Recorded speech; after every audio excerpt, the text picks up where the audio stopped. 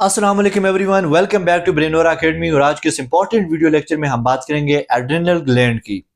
इससे पिछली तमाम तर वीडियोस में हमने एंडोक्राइन ग्लैंड को वन बाय वन करके ऑन द पेपर्स डिस्कस किया था। सो वो वाली वीडियोस अगर आपने नहीं देखी तो आप देख सकते हैं। इस इंपॉर्टेंट पर्टिकुलर वीडियो लेक्चर के अंदर हम ये देखेंगे कि जो एड्रिनल ग्लैंड है इसके कितने पार्ट्स हैं, वहां से कौन कौन से हार्मोन्स रिलीज होते हैं, उनके बॉडी के अंदर फंक्शन क्या है और कैसे बॉडी के अंदर वो अपना फंक्शन परफॉर्म करते हैं। सो इन तमाम तर चीजों को हम इजी वे के अंदर डिस्कस करेंगे। So let's start it from the adrenal gland. First of all दोस्तों, आप ये जानिएगा कि जो एड्रिनल ग्लैंड है ये पेयर्ड एंडोक्राइन ग्लैंड है। दैट मींस कि दोनों किडनीज के ऊपर दो एड्रिनल ग्लैंड्स प्रेजेंट होते हैं, पेयर्ड के अंदर हैं। अगर हम इसकी लोकेशन की बात करें तो it is located above each kidney. Okay, दोनों किडनीज के जो अपर पोल्स हैं उनके टॉप के ऊपर एड्रिनल ग्लैंड्स की लोकेशन है, ये प्रेजेंट होते हैं। इसको सुप्रा रीनल ग्लैंड भी कहते हैं। सुप्रा का मतलब होता है अबव एंड रीनल का मतलब होता है kidney. Okay, supra mean above and renal mean kidney, यानी कि ये किडनी के अबव साइड के ऊपर ये प्रेजेंट होते हैं। अगर हम इसके स्ट्रक्चर की बात करें तो यहां पर आप देख लीजिएगा कि इसके दो इंपॉर्टेंट पार्ट्स हैं। Okay, the first is adrenal cortex, जो कि इसका जो आउटर रीजन है उसको एड्रिनल कॉर्टेक्स कहते हैं, जो कि आउटर लेयर है। एंड जो इनर पोर्शन है, जो सेंट्रल पोर्शन है, उसको नाम दिया जाता है एड्रिनल मेडुला का।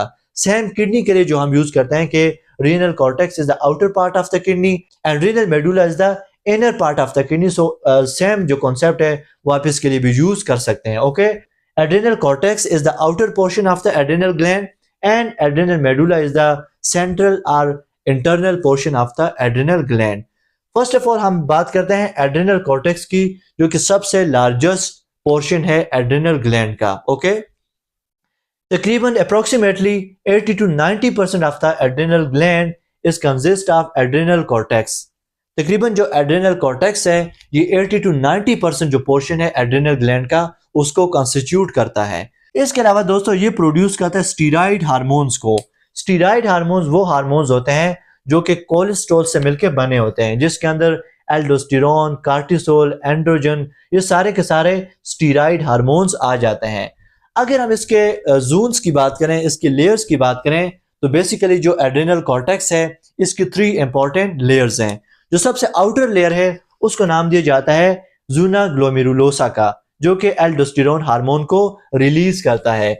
मिडिल लेयर को जूना फेसिकुलेटा, जो कि कार्टिसोल को रिलीज करता है। Inner most is Juna reticularis, जो कि एंड्रोजन को रिलीज करता है। कार्टिसोल इसमें मोस्ट इंपॉर्टेंट हार्मोन है जो कि मिडिल लेयर से रिलीज होता है। और ये क्या करता है? Cortisol helps the body cope with prolong stress.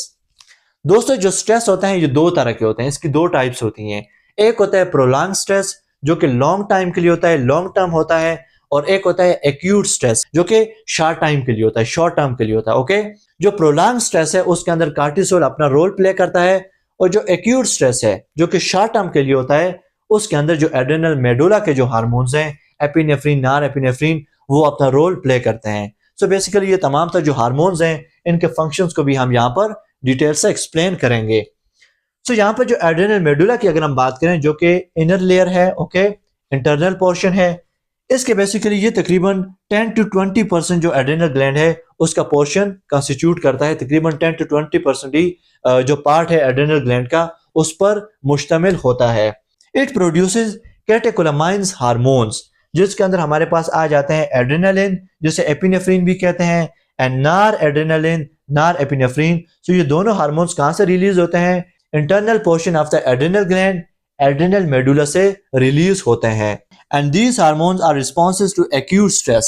जैसे कि मैंने आपको बताया दोस्तों कि जब बॉडी शॉर्ट टर्म स्ट्रेस के अंदर होती है तो शॉर्ट टर्म स्ट्रेस के अंदर भी आपको पता है कि बॉडी को एनर्जी चाहिए होती है, क्विकली बॉडी को एनर्जी चाहिए होती है। इसके अलावा जो अलर्टनेस है वो बॉडी की नीड्स होती हैं। सो वहां पर ये हार्मोन्स रैपिडली एड्रिनल मेडुला से रिलीज होते हैं और बॉडी को प्रिपेयर करते हैं वो जो मुश्किल सिचुएशन है उससे निकालने के लिए। इसके अलावा दे हेल्प्स इन फाइट और फ्लाइट रिस्पॉन्स, यानी कि जब भी बॉडी डेंजर के अंदर होगी तो ये हार्मोन्स क्या करेंगे?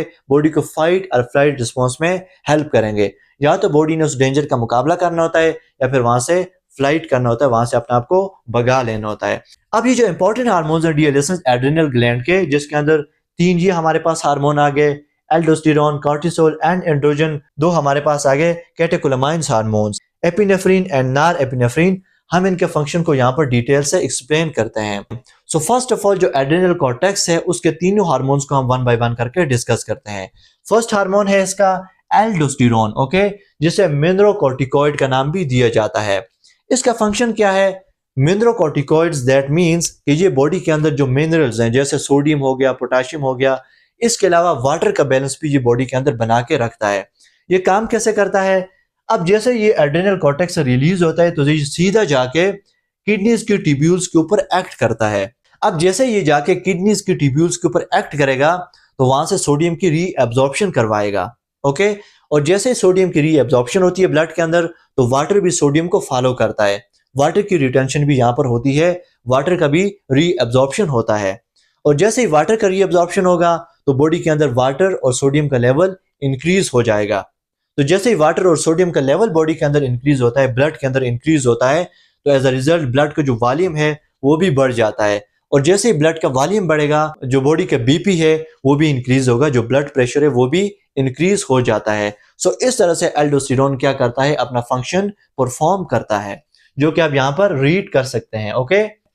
नेक्स्ट हमारे पास जो मोस्ट इंपॉर्टेंट हार्मोन है दैट इज ग्लूकोकॉर्टिकॉइड, ओके। नाम से जाहिर है, यानी कि जो ब्लड ग्लूकोज लेवल है उसको इंक्रीज करता है, उसको मेंटेन करता है। जैसा कि मैंने आपको बताया कि जब बॉडी प्रोलॉन्ग जो स्ट्रेस है उस कंडीशन के अंदर होगी तो उसको जो एनर्जी है कंटिन्यूसली उसको एनर्जी की जरूरत पड़ेगी।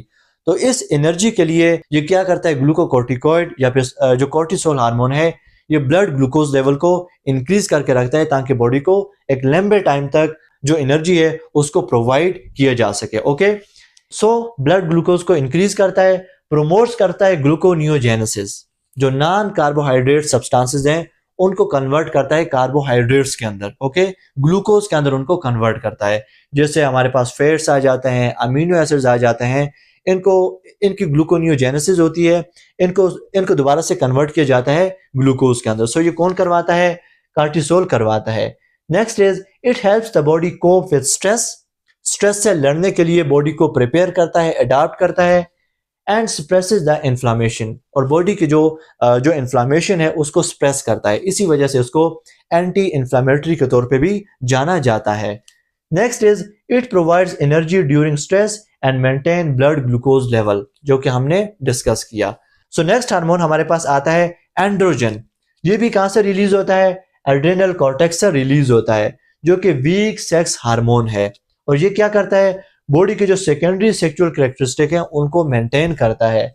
इसके अलावा दोस्तों ये हेल्प करता है प्यूबिक एंड जो एक्सिलरी बॉडी की जो रीजन है उनके अंदर हेयर की डेवलपमेंट करवाता है, हेयर की ग्रोथ करवाता है। सो दोस्तों ये तीन मोस्ट इंपॉर्टेंट हार्मोन है जो कि एड्रेनल कॉर्टेक्स से रिलीज होते हैं। सो नेक्स्ट हम बात करते हैं एड्रेनल मेडुला के हार्मोन्स की, ओके। फर्स्ट ऑफ ऑल आप ये जान लीजिएगा कि ये जो हार्मोन्स हैं एड्रेनल मेडुला के, जिसमें एपिनेफ्रिन, नार एपिनेफ्रिन शामिल हैं, ये मॉडिफाइड सिंपैथेटिक न्यूरॉन से रिलीज होते हैं, ओके।